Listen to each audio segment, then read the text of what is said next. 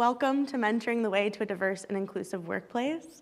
I'm really grateful that you decided to be here today, and I'm excited to have this conversation with you. My name is Alexandra Millatmal. I'm a developer at Newzella in New York City.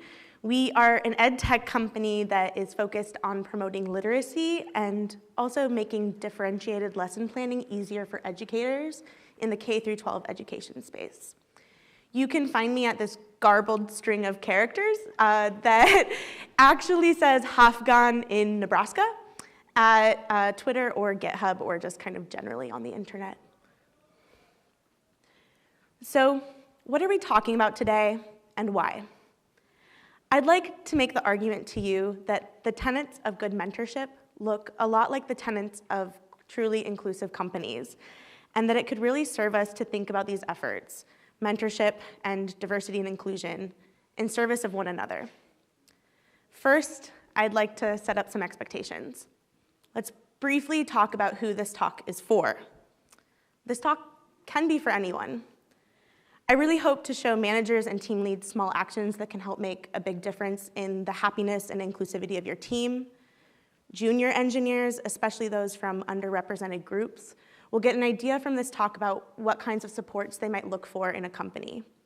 And for executives who are ready to move beyond diversity and inclusion 101, I'd like to present some ideas of initiatives that you can sponsor at your place of work. We'll talk now about mentorship and the issues of inclusion, belonging, and retention for marginalized folks, but there are some things that we specifically will not cover. This talk is not going to delve into the minutia about who is marginalized in tech. We also won't be talking about the benefits of diversity and inclusion directly through any kind of fiscal lens. We won't really even touch on the need for these efforts in general. This need is going to be taken as a given. Okay, we've cleared that up, so what are we talking about? We'll start with the why. Why am I the person up here talking to you? And why this combination of mentorship and diversity and inclusion. Then we'll discuss what efforts work for each of these initiatives in service of seeing how they intersect. Next, we'll talk about how you might implement a mentorship that serves diversity and inclusion efforts, including a conversation about what not to do. And finally, we'll discuss how you can convince your company to adopt such a program. So, why am I talking to you about this?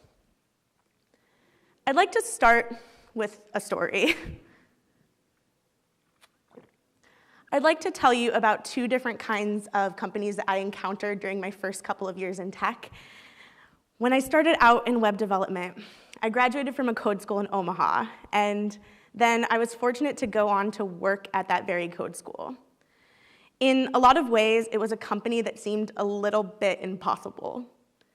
At one point, my former boss and I had a conversation and realized that we were the brownest tech company in Omaha, Nebraska. We were really tiny, but 80% of our technical employees were people of color, and 50% of our employees overall were women. It was something that we were really proud of, and frankly, it took effort to craft. There was another thing that this company did that made the mentorship that happened there look really easy.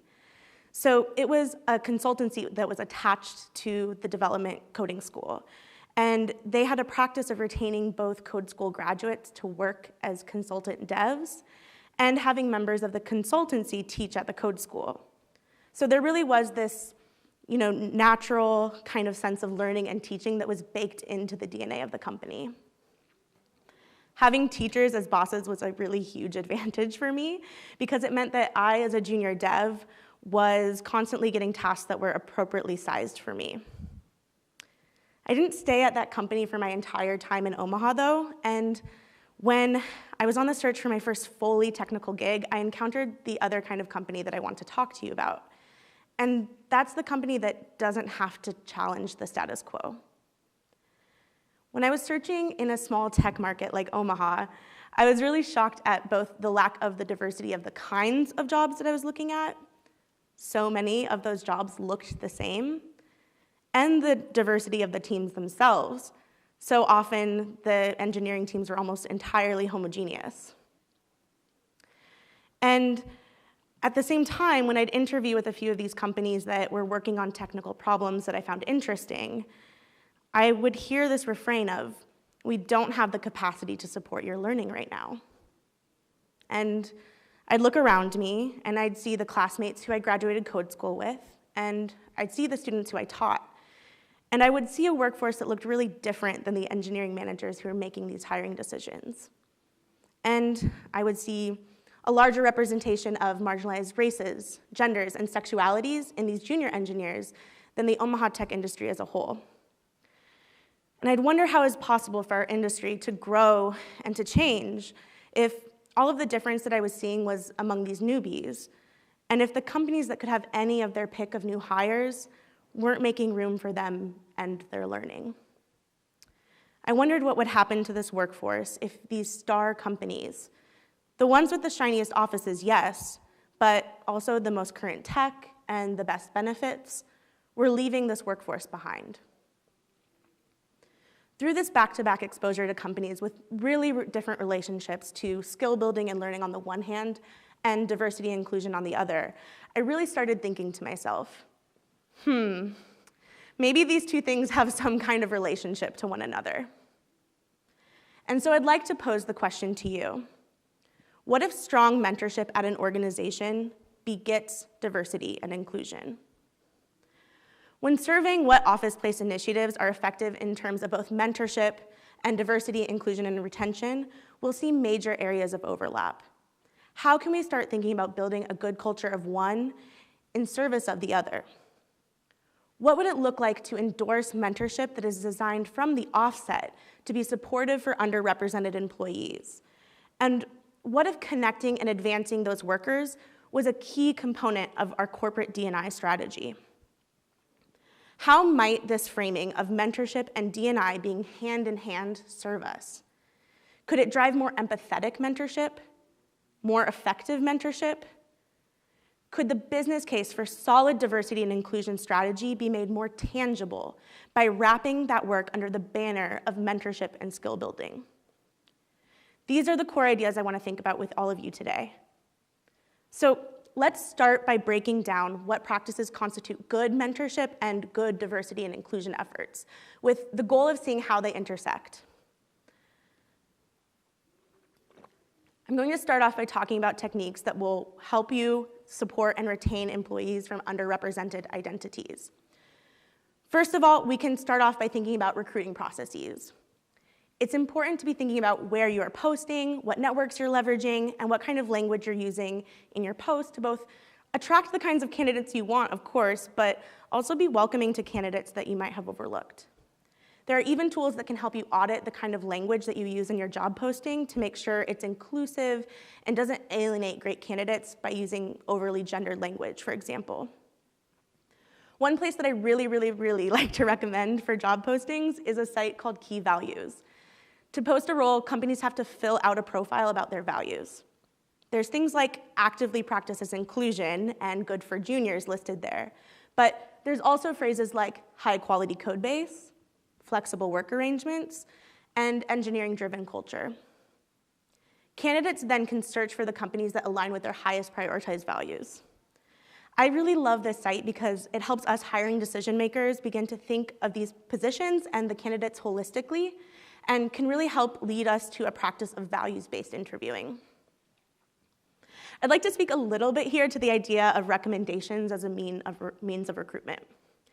I recently had a really compelling conversation with one of our executive team leads at Newzella, where I had asked how we might think of fairly compensating people from underrepresented backgrounds when we bring people from our networks into the company. And this member mentioned the tool of referral bonuses for employees to both incentivize and compensate them to reach out to their networks. And I agree. I think this can be one really good tool, but the strategy kind of cuts both ways. If your company is already made up of people with a lot of overlapping identities, relying too much on recommendations can compound that homogeneity. Next, let's talk about the technique of having affinity groups at the company. Importantly, these groups should not just be about getting together to talk about being a blank employee at the company. So not just your experience as a trans employee or a Latinx engineer. There should be space for that, but also just for social interactions and relationship building, especially across teams and departments, as well as some kind of pathway for action within the organization. The most effective affinity groups act like caucuses, and having a representative who is responsible for bringing the concerns of the group to upper management and consulting with them on solutions is really the best way to form these groups. In order for this caucus model to work, there needs to be dedicated and regularly occurring time for leadership to invite the feedback. Clear definition around performance evaluation and advancement helps remove unspoken biases or completely unrecognized biases come review time. For example, when researchers at Stanford consulted with various companies on their review procedures, they found that when managers began consistently applying a set of previously agreed upon criteria, there was a reduction in the gender gaps in ratings. Previously, men had been overrepresented in the top performance tier and women were overrepresented in the middle tier. But that gap was completely eliminated once they started using this previously agreed upon criteria. Additionally, who defines that evaluation criteria and where and when it's made accessible to your employees are all key parts of the equation for crafting something agreed upon and transparent. Even just having these clear definitions of roles and responsibilities often gets named as a key concern among workers with underrepresented identities. Having these codified helps an employee who has been historically disenfranchised point to clear language around their authority and their contribution at work. Are they being looked at as having a scope of ownership and responsibility? Are they in the meetings that they're supposed to be in? Literally, are these employees getting a seat at the table where business decisions are being made? Representation in leadership is consistently ranked as important by workers with underrepresented identities. I know that I am not the only one who goes through the list of executive team members and board members at a company before I apply to a job. And when I do that, I'm looking for something specific. Are there people there who are steering the ship who look like me, or who look like my mentors and my role models? Reasons for this include ensuring that there is a clear model for advancement within the organization, and also making sure there's at least a chance of having a demonstrated ally in leadership. But also, again, seeing that embodiment of the value alignment we talked about earlier. Lastly, I'd like to mention investment in internal and external advocacy. This could look like a lot of different things. For example, Newsella puts company money toward issues facing our affinity groups, but we're also developing a field trip model to host students from underrepresented backgrounds so that they can learn more about the company and the technology behind our product. We can also consider the willingness to invest in professional development of these groups as part of this category. This could look like a flexible learning budget for employees or sponsorship of professional development conferences that are aimed specifically at these underrepresented groups.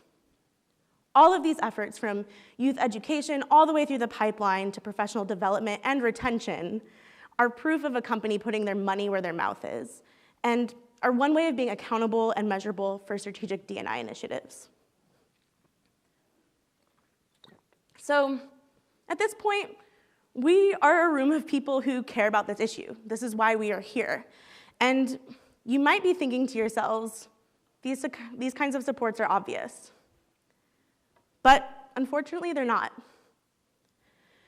Research by the Boston Consulting Group, a multinational management consulting firm, found stark differences in the importances of various workplace practices when they are ranked by members of an underrepresented group versus a dominant group in question. First, let's talk about formal sponsorship. I like to think about sponsorship as kind of like super mentorship. Sponsors are people who work as accomplices in your advancement and ultimately are accountable themselves for your growth at a company.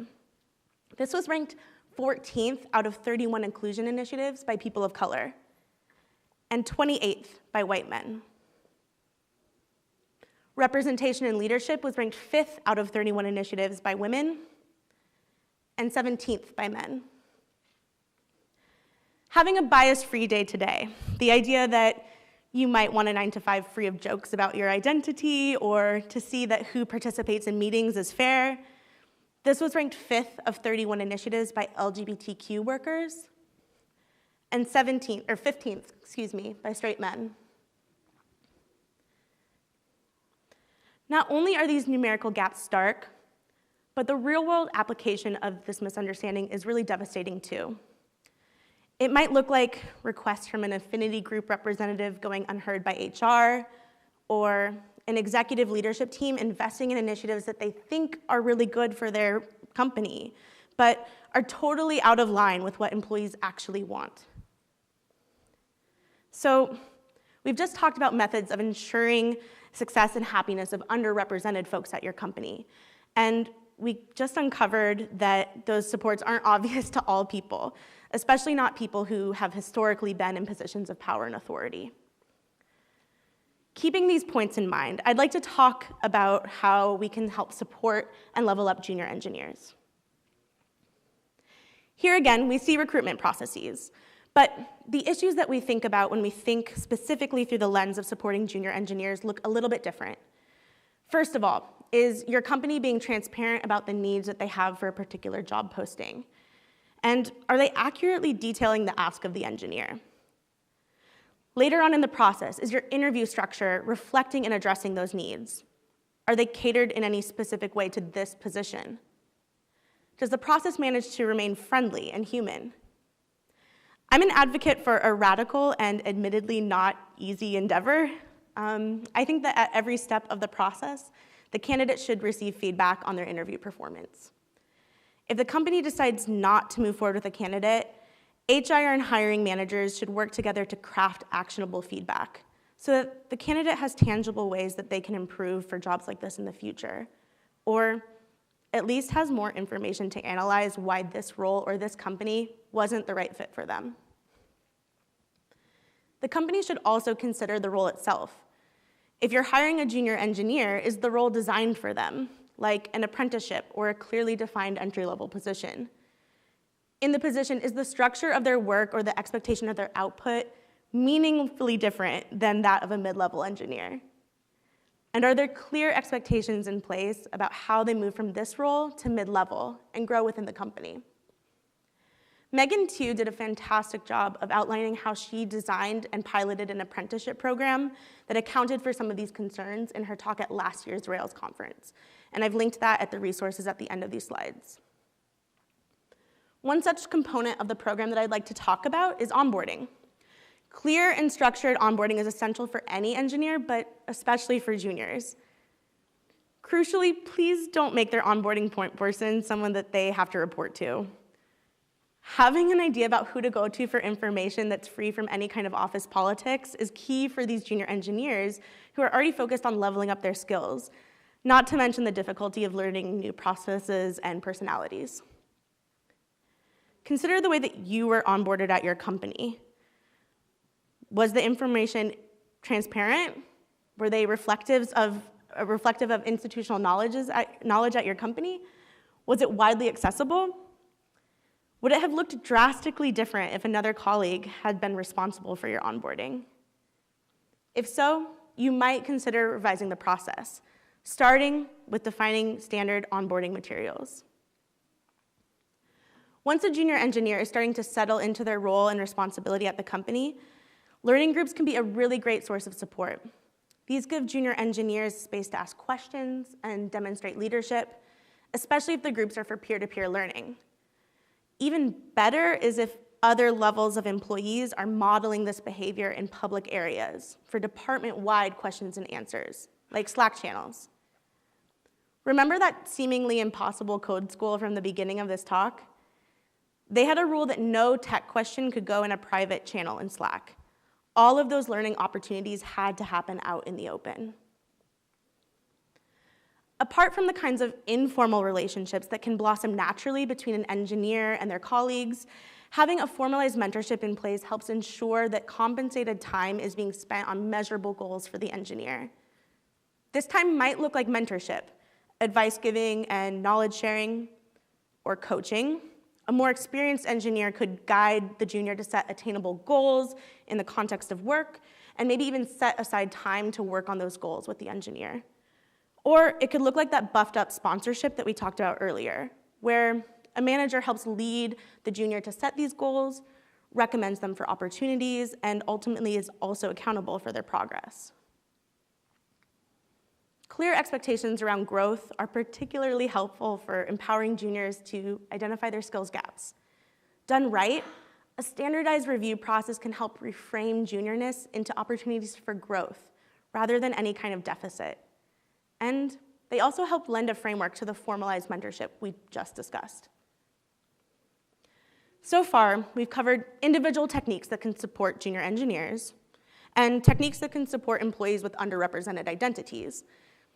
I'd like to quickly talk about the intersection between the two. As it turns out, many great diversity and inclusion initiatives also are great mentorship initiatives, and vice versa. Things like thoughtful and transparent recruiting processes, having groups of peers that have some kind of accountability to one another and the company as a whole, having standard and clear review processes, having definition over one's role, knowing exactly what they are accountable for, what their responsibilities are, and what other employees should come to them for. And also having some kind of formalized mentorship, having a pathway to folks in decision-making positions that happens on company time. Thinking about this overlap then, what would a mentorship program look like with diversity and inclusion in mind? In this next section, we'll discuss how mentorship can and should embody the overlapping tenets we just discussed, as well as make a business case for this kind of mentorship. But first, I want to take some time to talk about the fact that building this culture of mentorship is hard work, and it's easy to fall into a pattern of saying that we're doing things that are good for juniors or good for marginalized folks without really measuring if that's true. Right now, you might have some defense mechanisms coming up. You might be thinking, not at my place of work. No, we are intentional. But intent is only half of the picture, and we all make mistakes. To build an example of that, I'd like to paint a picture for you of a company that thinks that they have it right. It's almost kind of the opposite of the problem that I had in Omaha. It's the company that's mastered how to talk the talk, but not a lot else. You might know this company. It's the kind of company that hosts bias trainings for their employees or has a code of conduct posted on their walls for their events, but where, despite operating in a market like New York or San Francisco, there are somehow no women engineers to be seen or engineers of color in the office. But there are white women in leadership, and the average retention of an employee is something like 6 or 7 years, much better than the industry average. So if all of them can be happy there, maybe you can be too. It's the kind of place with totally unstructured learning, or you might be sent to go do a task like learn Angular on your own. You might have no clear path to advance from one role to the next, or even worse, receive conflicting advice about what to do to level up. And you might be put under the wing of mentors who are not receiving support and training of their own. Working at this kind of company, you might notice other trends over time. Somehow, all of the juniors across hundreds of employees are women. Somehow, it's only these junior women engineers who are left out of conversations around tech hiring. Did any of you hear your company or a company that you know in that description? I know I can see parts of companies that I really love in that picture. So what do we do about it? If intent is only half of the equation, then the other is sacrifice.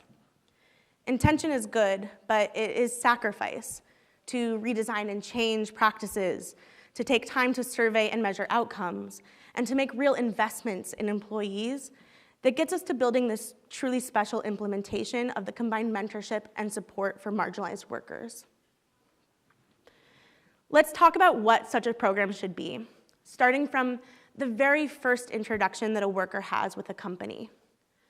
Mentorship that prioritizes marginalized people in our industry really should begin during the interview process. I was surprised when I interviewed at Newsela that I received feedback at every step of the way.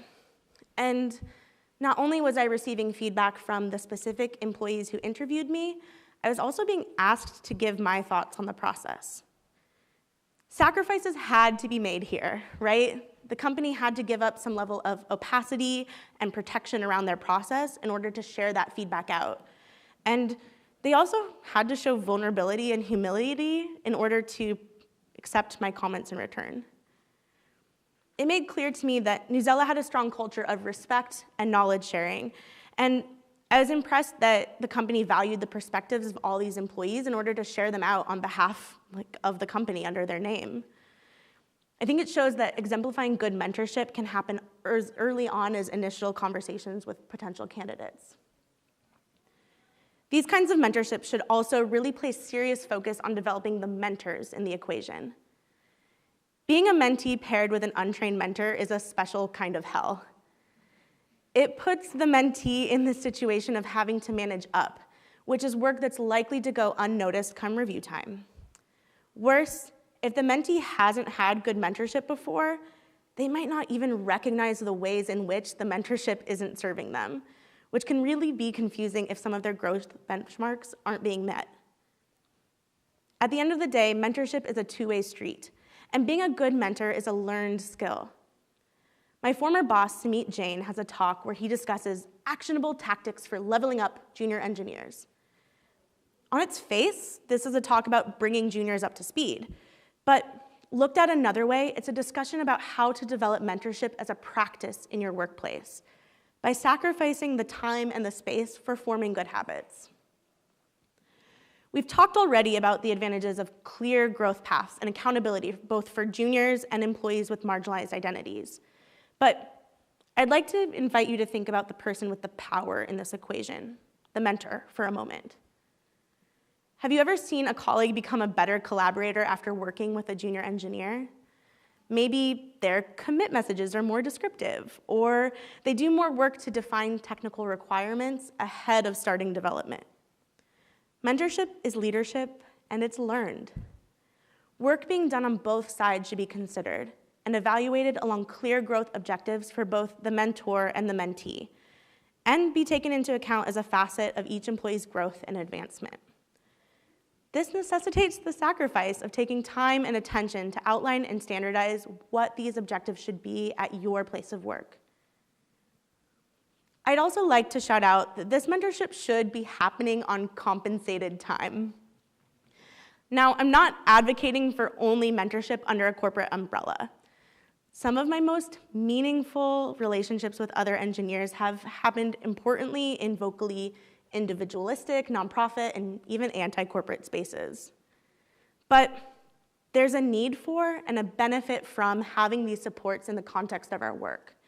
And the scope of that mentorship shouldn't be happening at happy hours or weekend hackathons or rock climbing gyms, but they should be happening in the confines of our typical work week.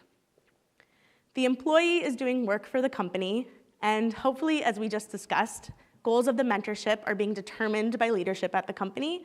So getting that employee leveled up is the responsibility of the company.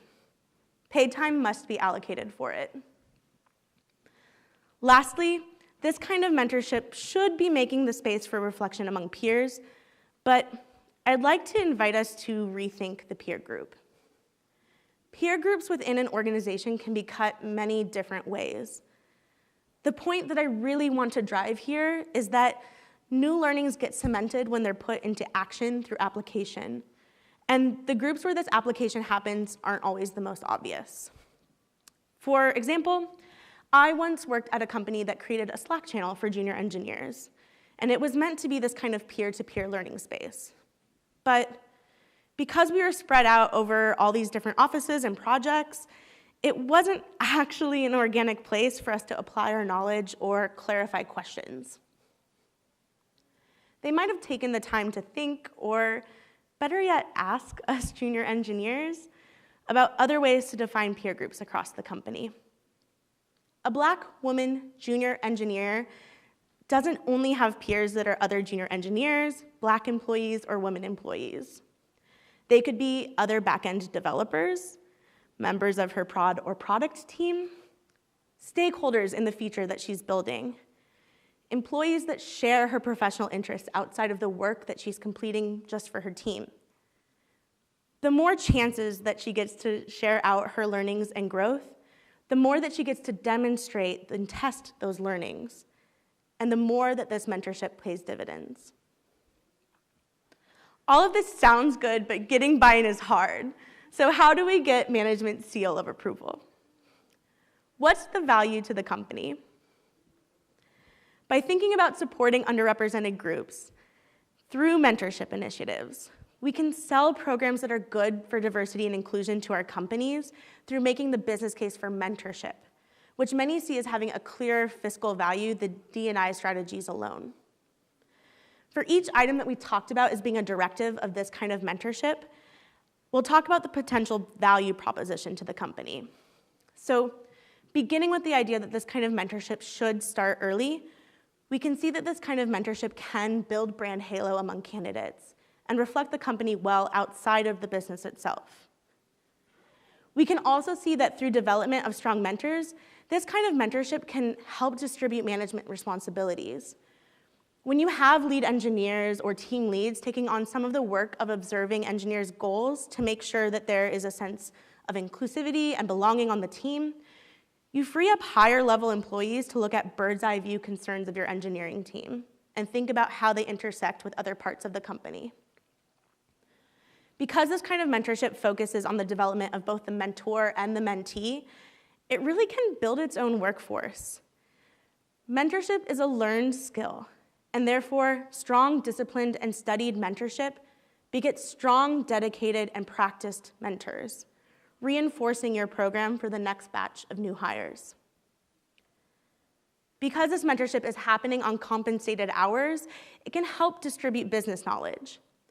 Because employees are learning on the job, you build skills in the context of their actual work, rather than in the abstract or on toy problems. Accomplishing real business problems helps these employees gain authority in their day-to-day work. And because this mentorship incorporates a cross-functional notion of the peer group, it can foster relationship building and belonging. When people are recognized for their expertise and given the opportunity to practice wielding that expertise in collaboration with their colleagues, you've created the rare conditions for employees to bond over their work, which is a really, really special thing. This has been a journey. We have talked about the real-life experiences that spurred this thought experiment about the combination of mentorship and diversity and inclusion efforts. And we reviewed key areas of focus for each of these initiatives, covering why these supports aren't obvious as they might seem, and how they intersect. We discussed how you might implement a mentorship that serves diversity and inclusion efforts, including a conversation around the kinds of thinking that can lead to pitfalls, and made a business case for such a framework. Altogether, I hope that this presentation has helped us start to think about what these efforts would look like if we thought about them in service of one another, and has given you some ideas about areas of improvement for bolstering your own mentorship and inclusivity efforts at your places of work. Thanks for listening to the ideas in this talk. Again, I'm Alex Millatmal. I'm a developer at Newsella, and I am happy to talk about any of the ideas that I mentioned here about Newsella or about my experience in engineering in general. You can find me at the info here, or I'm at the conference for the rest of the time. I want to quickly thank some people for their help in developing this talk, notably Jennifer Tu, who is here. She helped make me feel really comfortable at RailsConf last year and encouraged me to submit this talk, as well as helped me practice it. And my friend Shannon Jackson, who reviewed these slides while 8 months pregnant, because she is a manager and a friend who does not quit, and officially today is now the best mom in the world. Yay! Credits are here, as well as resources. These slides are not up yet, but I will tweet them out, and then they will be on my website. Thank you.